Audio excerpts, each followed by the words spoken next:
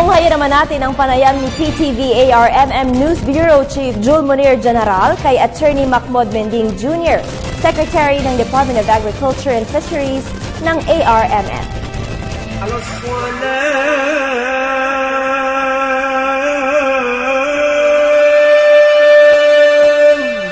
Sa umagang ito ay mapalad na naman tayo dahil pinaunlakan ng ating imbitasyon ng isang batang-batang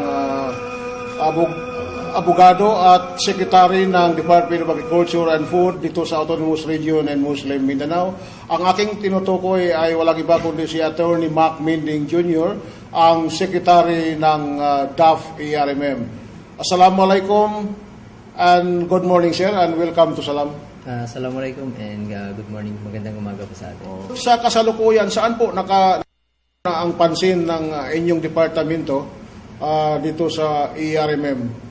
Ang Department of Agriculture ay nakatuon doon sa national program which is called the Agri-Pinoy Program. May suporta po tayong binibigay para dyan. Ang number one dyan is yung rice production dahil nasa top 20 po ang ARMM sa buong bansa. Yung province of Maguindanao and Danao Sur ay nasa top 20 producers of rice. Tayo po ay number 4 sa corn. And doon sa number 1 po tayo sa kasaba. At doon naman sa high value crops ay malaki po ang contribution natin sa coffee. At dito po naman sa livestock, ito po yung gusto nating matutukan na medyo meron kasing under the stimulus fund or the TISP. Meron pong halal goat racing project. So ito po yung ating thrust for nung tayo ay nagsisimula dito sa Department of Agriculture and Fisheries in the ARMM. Sir, nabanggit niyo kanina yung tungkol sa halal goat racing program. Po ba ipaliwanag ninyo sa ating mga televiewers ang programa to? Tama po. Meron pong nailaan na 23 million. Mula po yan sa Transition Investment Support Program. Ito yung TISP or otherwise known as Stimulus Fund. Ito pong 23 million ay nakalaan for the procurement of more than 5,000 goats. Napabidding na po natin yan. Meron na pong nanalo na award at nagkaroon na po ng initial distribution. Yung nandito si Secretary Alcala, bumisita po siya sa probinsya ng Lanao del Sur at probinsya ng Maguindanao. Tayo po ay nagkaroon ng distribution doon para sa halal goat racing project. Sir, anong klaseng kambing? Kasi ang alam ko, iba-ibang breed ng mga kambing. May malaki, mayroon katamtaman ng laki, at saka yung regular kambing na nakikita natin sa kapaligiran. Bale, coming from yung ating native, 25% hybrid po siya. Sir, tungkol naman doon sa organic farming, ay ang balita ko ay kayo rin ay binibigyan din nyo ng pansin itong organic farming. Pwede po ba ipaliwanag ninyo kung anong klaseng organic farming ito at anong ibig sabihin ng organic farming? Ito po yung ating thrust as a marching order given to us by the regional governor dahil siya ay isang farmer din, matagal na siya nagpa-farming. Ito pong organic farming system ay ipopromote natin dito sa ARMM. As a matter of fact, noong 2011 pa po ito nagsimula, ngunit ngayong taon pa lang po tayo makakatanggap ng pondo para dito sa pag-promote ng organic farming system. Ngayong araw nga po, nandun po sa Davao yung ating focal person on organic farming dahil merong convention doon. Dinala niya po yung ating mga farmers coming from the ARMM para po makisali sa isang eleksyon para sa National Organic Council. Meron pong magaganap na eleksyon doon. Meron po tayong kandidato. Sir, anong advantage ng paggamit ng organic fertilizer sa ating sakahan? Very simple po.